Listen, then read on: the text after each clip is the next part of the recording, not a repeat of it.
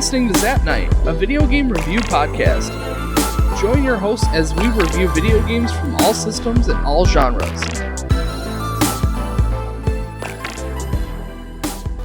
Hey guys, and welcome to another episode of Zap Night. I'm your host, Danny. I'm your co-host, Kaylie. And today we are talking about Abzu. Abzu? Abzu. A-B-Z-U is how it's spelt. And U has a little Accent tick on it. I don't know what it means, but I think it's pronounced Abzu. Anyway, yeah, okay, so we're playing Final Fantasy VII currently, more or less. The plan is to have it done by the end of April. Or no, by April 1st. Sorry. By the end of April. I'm not no, by April 1st. So, we're gonna try and finish it up this month, or start this month. Yeah. And we're gonna have it beat so that we can start playing the remake. Yay. And I'm so excited for the remake. We've talked all about it on Zap Chats a few times. So, I point you guys over to our Zap Chats if you want to listen to more of that. Check out the description if you want to know exactly which one. I don't remember which one. Anyway, today we're talking about ABZU. It's kind of a game that we're filling in while we're playing Final Fantasy VII. ABZU. I liked it. It's like, I don't want to pronounce it ABZU. Yeah, right. This game... you were the one who kind of wanted to play this game. What drew you to it? Just because you knew it was a short game? It was like an hour long. There's nothing wrong with that. I mean, no, to be fair, I knew nothing about this game. I didn't know what it was about, what you actually did. But, like, from the cover, which you never should judge a book or a game by its cover, but by the cover, it was like, that looks pretty stinking cool. Well, I mean, that's why I bought it. Like, I originally bought this game because I was like, yeah, no, this looks pretty cool. Like, I could get into that. No idea what it was. I think I got it for like buy two get one free sort of deals. So, whatever. It didn't bother me any. But yeah, it turned out that it was kind of the perfect game to sit down and just kind of play through and enjoy while we've got this other game kind of going in the background. So let's talk about it. Abzu, or ABZU, is developed by Giant Squid Studios.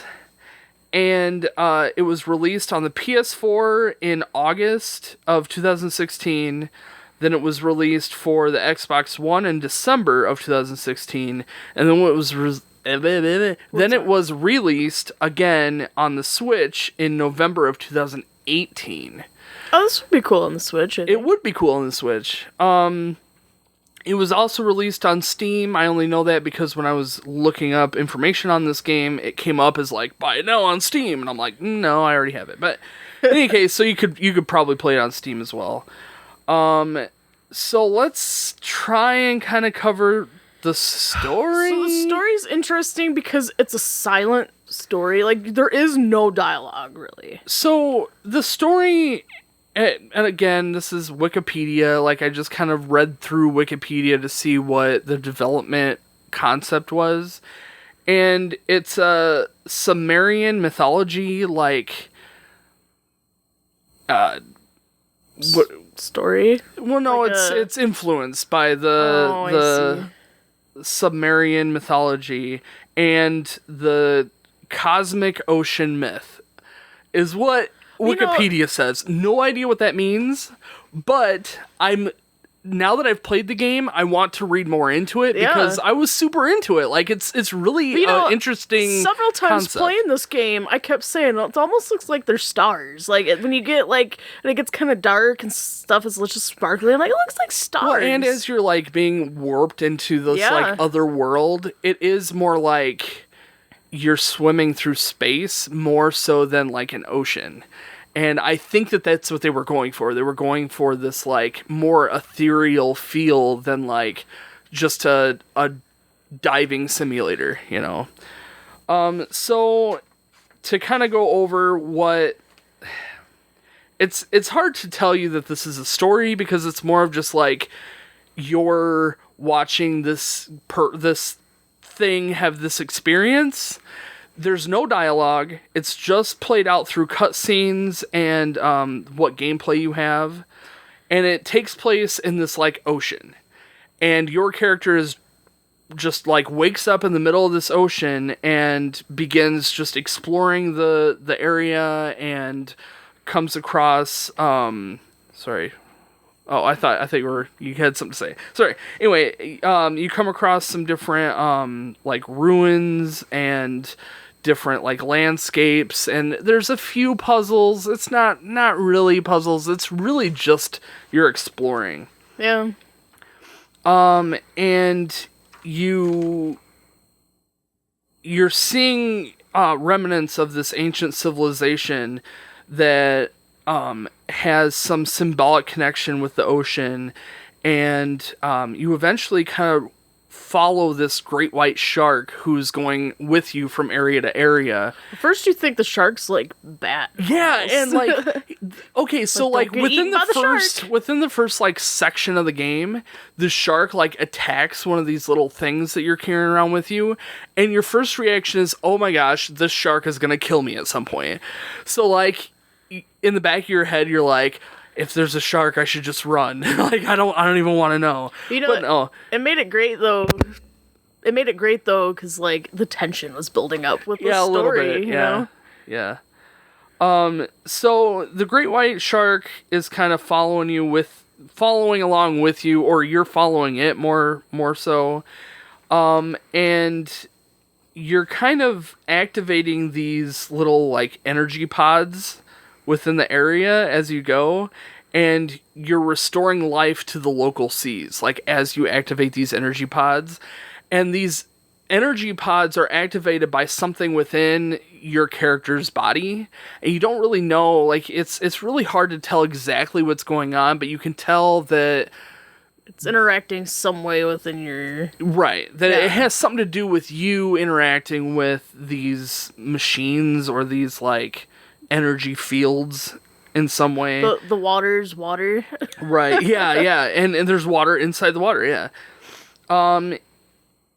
And you start to realize that the energy is actually being drained by these, like, pyramid like machines. Upside down pyramid machines, yeah. Yeah, there's some sort of device that is disrupting the ocean's balance, and, you know, assuming, from what little bit you're getting, you're assuming that that's the cause of, you know, the energy of the ocean being, you know, depleted. So you're going back and you're restoring this energy to the different seas that you're traveling through.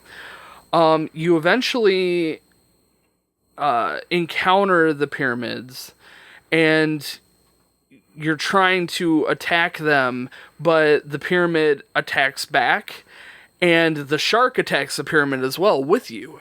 And when the like master pyramid, and that's what you're attacking at this point in the story, you're attacking this like master pyramid, and when it attacks back, it like burns off your bodysuit. It like electrocutes you almost. Yeah. And it mortally wounds the great white shark that's with you.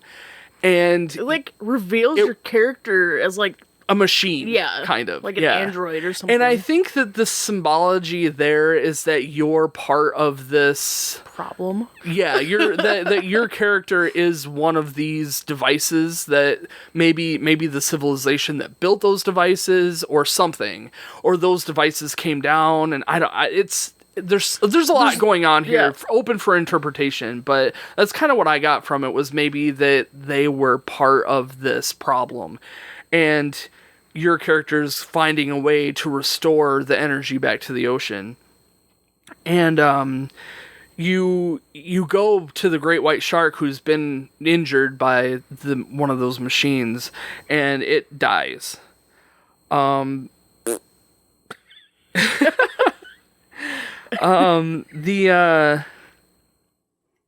I'm trying to find my spot here. Mortally wounds great white shark. After activating the final like area, the great white shark remanifests itself. It's like as like a spirit guide, and it empowers your person, and you like I don't know, you like turn into like a better version of yourself. Yeah, like yeah. A more, like not empowered. But yeah, like, that's kind of the direction. Like you're this better like than ever. super. You're like a super being now, and you can go through. Your death has revived me. And you can go through and you can destroy these pyramids. So with the guidance of the shark, you go through and you destroy these pyramids one by one, and you make your way to and in each of these areas that you're destroying the pyramids, the life is coming back to that area.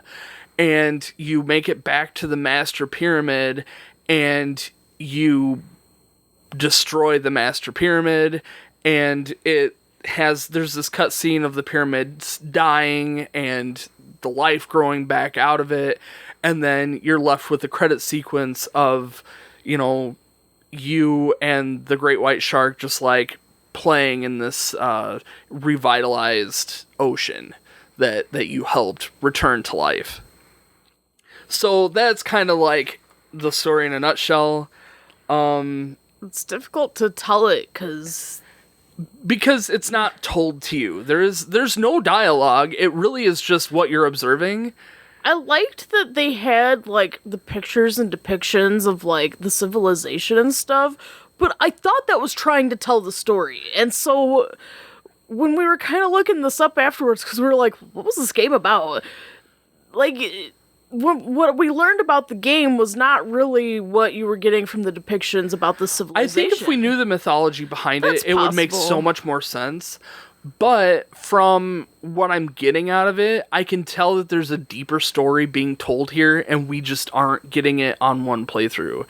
And again, if we learn the mythology behind it, we probably would understand the story way more than what we got out of it. But, again, this is one playthrough. It took us maybe 2 hours tops, and we played it, and now we're sitting down reviewing it. And, again, from a first perspective, I have to say it was really, really interesting, and I want to learn more about it, but I don't understand it from one playthrough from what they gave me. It was interesting, but like the story itself is just like it's not just up for interpretation, it's like over my head. You know what I mean? Like it was too much over my head. Where if I go and learn the mythology, I might appreciate it more, but as of now it just was so over my head. I think for me, okay, so I give it a 6. I gave it a 6 as well. Oh, okay, good. We're on the same page more or less. Like from my point of view, they didn't give you a whole lot as the game stands, but I have this like desire to learn more, and I think that that's maybe what they're trying to do. I mean, obviously there's a deeper story being told here that is over our heads, but like I want to figure that out. On the flip side though, like you have to think about, as you're making this game, like you still have to deliver a good story. You can't just trust that we'll look into our Syrian mythology the first time. Right. But I think that if you play it and you realize, I mean, it's very clear that there is some story being told here. It's not like this ambiguous, like, do these chores and, like Mario. Like, you're just saving the princess. That's kind of it. Like, there's obviously a story being told here. There's an actual story being told as opposed to there's a story you're just diving playing. and you're just playing, right. And there's like an obscure story that doesn't matter. And that's not the case. That. You can definitely tell that there is something being told here, and it's kind of up to you to figure out what that is if you care. And I mean, you might not, but you can tell, like, as you're going into, like, the pyramid, like, you can tell this isn't just, like, a diving simulator. They're trying to restore and revive. Yeah, absolutely.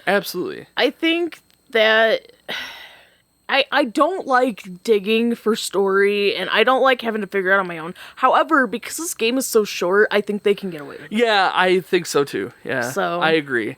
Because I didn't spend, 20 hours of my life trying to unravel a story that isn't really there. I mean, it makes it easy. It's an easy, simple, like, you play it through, you can tell their story there, and if you want to dig deeper into it, you can, but if not, to play it for what it is, it was a good game. Yeah. Alright, let's talk about graphics. I gave it a 7. Really? Yeah. I gave it a 9. I think what would have made it better is if there was just a little bit more detail in some of the closer ups of the animals. Like, the whales were too, like, sleek. Yeah, and I think that was my biggest downfall too. Like, everything was kind of simplistic. And there's nothing wrong with that as an art form, but like the water even seemed not watery. Well, the bubbles were so distractingly not bubbles. The bubbles, the underwater water. I liked that. It looked neat. It was very vibrant, and it gave you the feel of water, but like as it was like sometimes they had it where it was like flowing down a channel and it just was like this hard line that was flowing down the channel. Like I don't know, little things. I'm kind of nitpicking. It really is a beautiful game, but I think for me personally, I would have given it a 7 if it weren't for the fact that the last part of this game was so gorgeous. Where the life is restoring and the trees and like the whole surrounding area and just, I mean, even the little things like the fireflies, it just gave it this feel of just, it was so beautiful. Yeah, like it really didn't was. make the scenery itself was more detailed than the animals, which is sad because there were so many animals. But on the flip side, there were so many animals. Yeah, right. There was a lot of animals. Yeah, there was. And all of the animals fish, sea life, dinosaurs. There were no penguins. There were no penguins. We thought there was, but there wasn't. Anyway, all that stuff actually comes from like real world, creatures. So, goblin shark. there's actual, like, you find the sea turtle, a leatherback sea turtle, or whatever the technical terms are for them. Like the anglerfish, and I think you're unlocking them. I don't know, but in any case, you're finding all these animals that you can like grab onto and ride on, and it's cool. It's cool to see so many. And that was one of the highlights of this game when I was looking it up on Wikipedia, that they pride themselves on having so many different species of animals that, on so many different fish or squid, or I didn't see a single octopus though. We saw the Dumbo octopus, the very small one, but that was it. There might have been one in there, though. Oh, I'm sure there probably was. There was a lot of area in this. There's so many different animals, and they had a really cool they had a few different scenes, but the one that stuck out the most is you're swimming alongside the whales of all these different sizes. Yeah. And like the cinematic like scenes, like if you just showing its scale and stuff was really, really cool. Yeah, at one point like a blue whale comes like floating up next to you, and like you're like the size of its eye, and you kind of glance over at it and it just like looks at you, and it's a cool moment. It really is. I really like the pyramid area. Like when you go into that like master pyramid and you're kind of roaming around this like very technological advanced area. It was really cool. It was really interesting. Like, again, areas that could be analyzed a little more to figure out exactly what's going on. Like, there's machinery there making things. Like, what was it making? Was it making those little robots that were floating around with you at the beginning? Or, I have no idea. No clue. But, those little robots looked like they were sending information as you would go through the gates that were, like, the triangle. You know what I'm talking about? Yeah, but, again, I had no idea what those... And the great white shark attacking one of those little things makes me wonder if there's symbology in that as well. Like, hey, trying to say, hey, these things are watching you and they're sending information to Mother Brain, and I don't know. I don't know what's going on, but there's more to this. But yeah, I mean, I'm kind of sticking with my 7. Like, it's a beautiful game, but it's very simplistic in its details, and I'm the kind of person that, especially with the PS4 game, I kind of want that a little bit more. I will say I was a little disappointed that there was a few places that were a tiny bit repetitive, but it was such a small game. Yeah, and that this was one of my problems with I have it for an overall note, but since we're on the topic, the game is small, and I think that they could have done more to make it bigger. Like every area specifically was very small. And it was like, you're kind of in this small area, you have like 2 or 3 things to do, and then you move on, which makes the game really quick. But like, I feel like they could have added secret areas, or like little nooks and crannies for you to explore, or other items to collect that didn't impact the game play or the story, just something else to do. Yeah, that would have been nice. So like, they do have shells that you can collect, and this is moving on to gameplay. They have shells that you can go around and collect, and there's like 18 maybe there's a few more than that of these little shells that you can collect. There's like 3 in every area, it looks like. I think we got maybe 5 of them in our first game playthrough. So like, you know, there are things to collect, but I feel like that there could be a lot more, and that would extend your desire to play the game some more. It would extend your gameplay hours as a whole. I feel like they didn't explain very well the unlock. Like, you go to these little sections where you inspect and it, like, releases these animals. And it's like, I think maybe you're, like, restoring that life, I guess. But it doesn't really explain that, so you're just like, I don't know why I'm doing this. So. Yeah, like, there's, like, these little, like, flowery pods that you walk up to, and all of a sudden, like, stingrays come out. And it's like, did we just, like, unlock stingrays, or what happened? Like, again, there's, like, no information in this game, which is part of the style. Like, they feel like they don't need to give you any information. Like, you just, good luck, you know? Which is fine, but, you know, it leaves us, especially on the first playthrough, very confused. Well, it's just, it's like, should I be doing this, or should I, is this going to impact me later on? Like, I don't want to backtrack. And there is no, like, save point. I mean, maybe there is, but it didn't explain it at all. Well, the pyramids, too.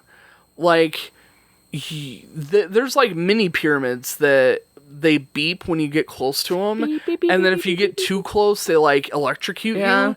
And I kind of feel like if they did that enough, maybe you would die and have to respawn or something, but like there was no impact other than it slowed you down a little bit, and it looked very uncomfortable for your character. It really did. Like, obviously your brain wants to avoid those at all costs for the character's sake, but like I didn't feel like there was any impact, like gameplay wise. It's not gonna hurt you any. I think I'm viewing this game as a pleasant experience, like a calming game. Yeah, absolutely. And I think when you take the element of dying out, it kind of makes you panicky, like, I might die, but like you don't.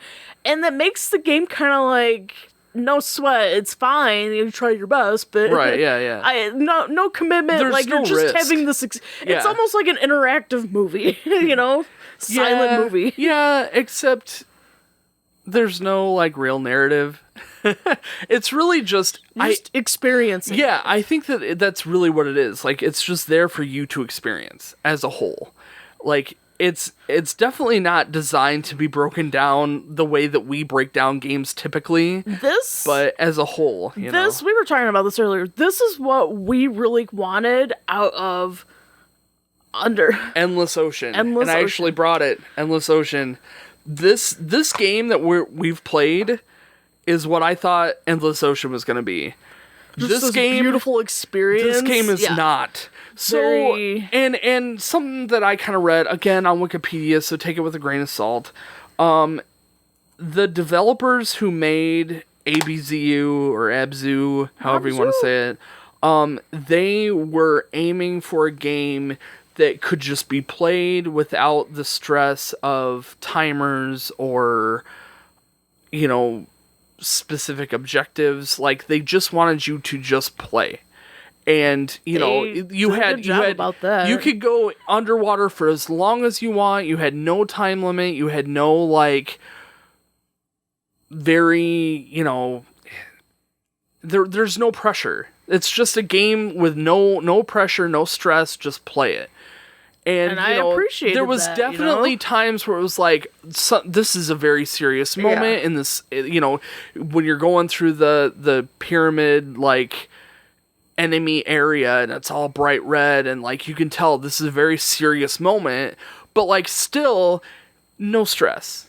Like just let it be. Just let the story unfold and do what you do, you know. And I don't know, I respect that. It was different than what we're used to, and it worked because game. It's a very quick, simple, small game. Yeah. It made it work. And I mean, I don't think I would have played this if we weren't kind of on a time crunch otherwise. So it was nice to be able to just throw this game in, play it for a couple hours, be done.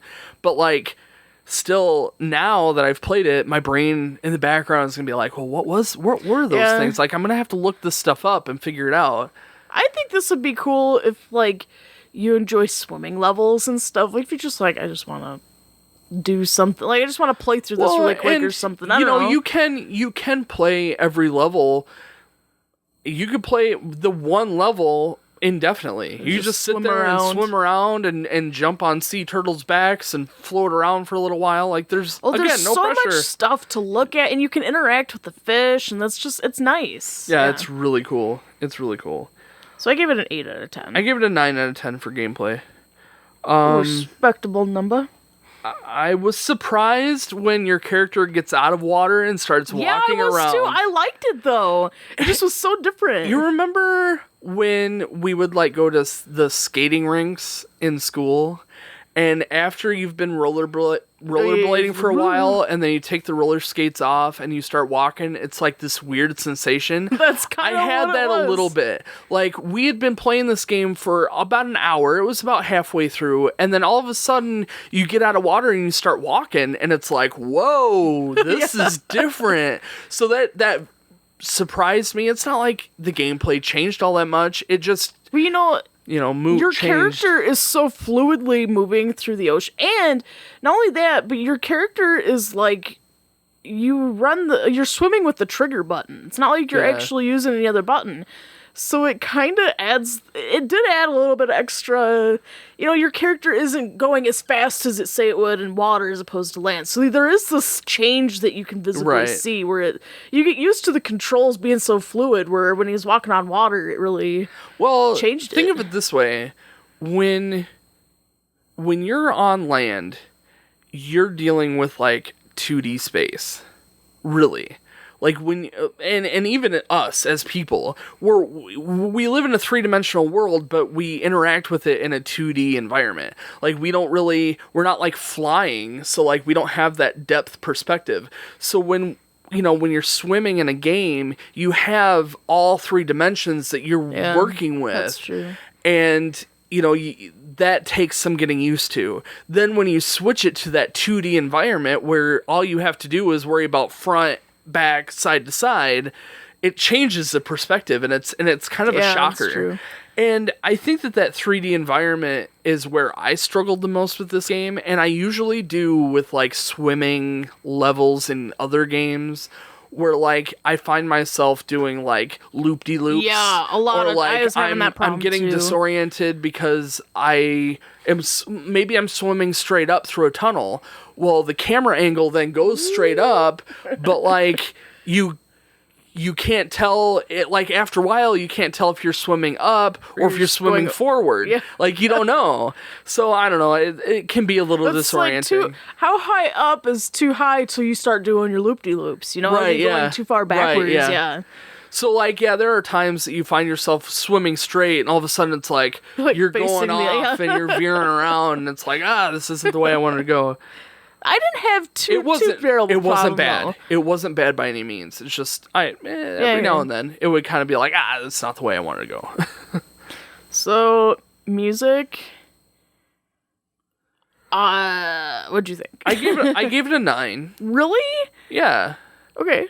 What did you give it? I gave it a 7. Okay. And I loved this music. It was very relaxing. I remember it being relaxing. I can't remember any of it at all. The Shamu part? Except the Shamu part. The opera. Yeah. That was nice. I liked that too. It really added to the atmosphere of the game. For the most part, everything was like ambient noise or ambient, like subtle, like background music to just make it sound pleasant. Nothing that stood out. But because the game is so simple, having a soundtrack that's super simple too just added to the experience. I suppose, but man, if I were to be playing this again, I think I would get bored of the music after a while. I think so. I don't know. It was nice when like it would pick up pace, or like you could hit, as far as sounds are concerned, you could tell the difference between underwater and above water. You can hear that shift. But I don't know. I guess it just didn't. I mean, I still gave it a 7. Oh, yeah, That's really I'm not knocking it. I mean, it wasn't like the music was like, oh my gosh, I love this opera Shamu part. For me, I think it just worked. It worked really, really well, and I think it did the game justice. Like it had this like, you know, when you're in that like temple ethereal area, like kind of your level select, if you will, more or less. When you're in that area, it had the right vibe. Like the music just put you in that mindset of this is a different area. It's more very airy, very special, very like, ethereal vibe. And, you know, when you're in the water, it has more of an aquatic, you know, at what maybe like Donkey Kong Country kind of brings to mind a little bit. I love those levels. I know, right? It's very, very like mood setting, and that fit really well. Something that really stood out to me as far as music goes or sound, there was that moment where you jump off of like a bridge. Oh yeah, that's right. And it was like, I remember that. You're walking through this area and you get to this like spot where you kind of have to jump out. I don't know if it was a bridge or a cliff or something. It's a very long. It's a huge drop leap. Yeah. And like when you first walk up there, it's like, I don't know. And then it's like, okay, well, there's no other place to go. We just have to commit. And you get up there, and the music, it plays its normal music, but it has this like. Like it picks up, and then you hit the water and it like releases. Yeah, and like it's satisfying. It is. Yeah, it was amazing. Really cool. It was so neat. we mentioned it. Yeah, we both happened, like while we were playing that part, it was like, nice. It was cool. Yeah, it was really neat. Some of the fish have sounds like, you know, fish do. Some fish talk. No. those parrotfish. Those parrotfish. I mean, you could hear like dolphins in the background or just like blah, like noises. They're pretty cool. Fish sounds, if you like fish sounds. There was like some like robotic stuff too in the area that was kind of neat. The like mini pyramid bombs, or they weren't bombs, but that's what they reminded me of. Yeah, I know. They kind of were though. They would like go beep, beep, beep, beep, beep, beep as the closer you got. So you got that suspenseful like, oh my gosh, I'm gonna blow up. And at one point you're going through like a minefield of these things. Yeah, that was really cool too. And you're like getting too close, it's like, and then you're like, and like you don't die, but you still are like, you have this like this anxiety of like, I still don't want to get hit. Like it may not hurt me, but I may be stuck here for a couple minutes. So yeah, I mean, I enjoyed it. I thought that it didn't subtract from the game whatsoever. Like I had very little negativity towards it. I think the only thing really was that, kind of like what you said, it wasn't like, there wasn't anything that was like, oh my gosh, this is fantastic. I need the OST. It fit beautifully with the rest of the game. So overall, 8 out of 10. 8 out of 10 for me as well. I think this is a good game to play. Like especially if you get this for free, it's at least good to play just once. Right, yeah. Yeah, you know, I don't know how much I would be willing to pay for this game, like flat price, because it is an insanely short game. I don't know how much I paid for it necessarily. I got it on some sort of deal, and I don't know how much it was in the store to begin with, so it's hard telling. $10? Oh, I think $10 is fair. $10 I'd pay $10 for this. It's a beautiful game as a whole. Everything about it really puts you in a relaxed mood. And it's fun to just explore and kind of do your thing, but it is short. And it is what it is. Replayability? Minimal. Once? Well, like later on, replaying it one more time. Well, you did replay it a little bit. Here's the catch to it, though. It's so short. So, like, to play it again, it's like, yeah, I got a couple hours to kill. I'll go through this game again. Well, it's so short. I don't know. It's so short, but then you just got done saying that the story, you'd have to play it again to really get the story, so... Well, and that's what I'm saying. Like, yeah, you might want to play it again, but like you don't really have to play it again. Like I've played it once. I don't really need I don't feel this desire like I need to learn everything about this game, or there's not like all these things to unlock to push me to play the game again, outside of for the same reason you would watch a movie a second time, just to experience something. Now that you know what the end result is, like things to look for, things to look at while you're playing it through again. I think what I would use this game for, if I was like an artist or something and needed to get like into a special mode, like an ambient, like beautiful scenery or something, like that would be, this game would inspire something. I think if you wanted like an inspirational spark for creativity, this would be a good game to play. Yeah, I agree. There's a lot of weirdness too that's going on in this game, like your character being a robot and like the robot fish while you're in the pyramid area, and like what's going on in the pyramids. It provokes a lot of thought and like curiosity. Mm-hmm. So I mean that there's replayability in that as well. It's really just like what you value in a game. Like if you're a completionist type person, there's very little things to do to make you want to play this game again. Like there's a small set of shells for you to find that are in hidden areas, but like that's kind of it as far as like collecting. But like if you're if you want that ambient like feel, or mood to set the mood or something. Baby, I'm feeling the ocean tonight. Otherwise, like, there's not a real reason to play it again. Once you've experienced it once, it's like, oh, that was good. That was a good movie. But like, I don't know. It's tough. I think an 8 out of 10 for me. Yes. Yeah, I'm pretty solid with that. That's a good, simple, fun, good just game. You want a quick fix? And it's worth it at least once. If you can pick it up for $10 or cheaper at like, a reuse game store or something, do it. Yeah, just do it. And play it once through and take it back or whatever if that's what you want to do. But I mean, it's a beautiful game. Like in every aspect, it's a beautiful game. You won't miss your $10. You won't. I mean, for the price of a movie ticket, you could play this game over and over again. Yeah. It's an easy game to just pick up and play too. Like there is no like there's no real learning curve. Very few controls, and they explain the controls really quick in like a 5-second like push this button to go. Honestly, if you just push the buttons, you'll figure it out. Yeah, you don't really need any tutorial. Yep. So yeah. Yep. That would put me at a 38 out of 50. I'm a 39.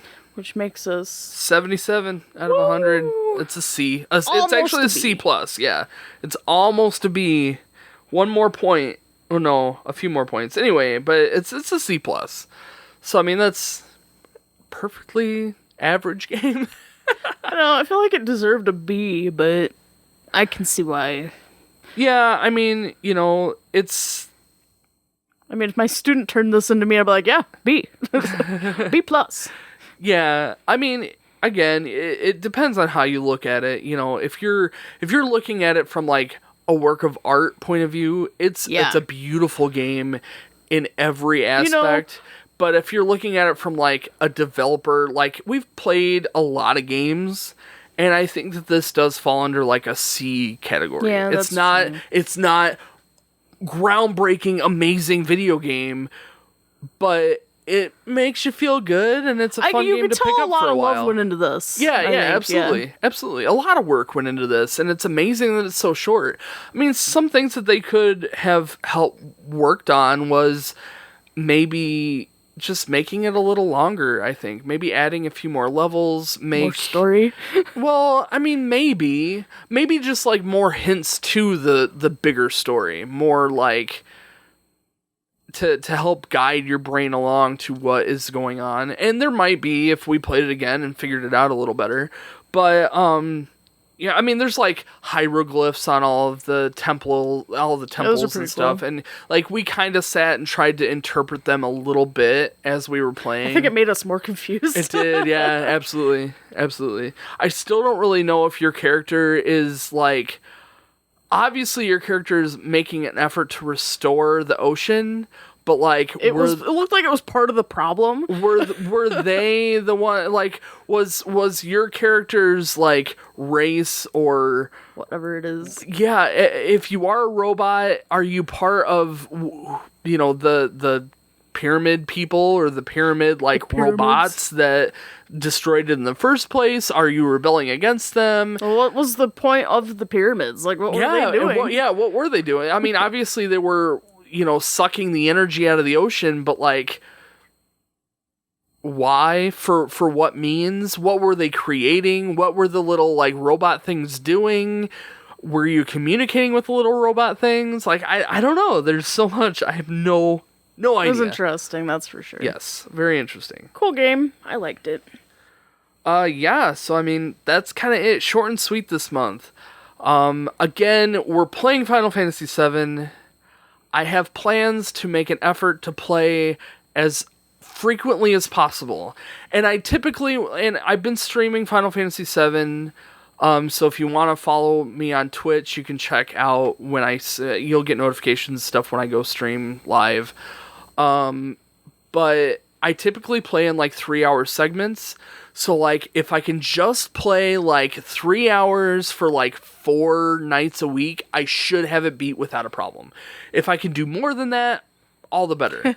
But yeah, I'm really, really pushing to have this done before the remake comes out. So that means I have to have it finished before April 1st. So that should be the next episode. I hope it is.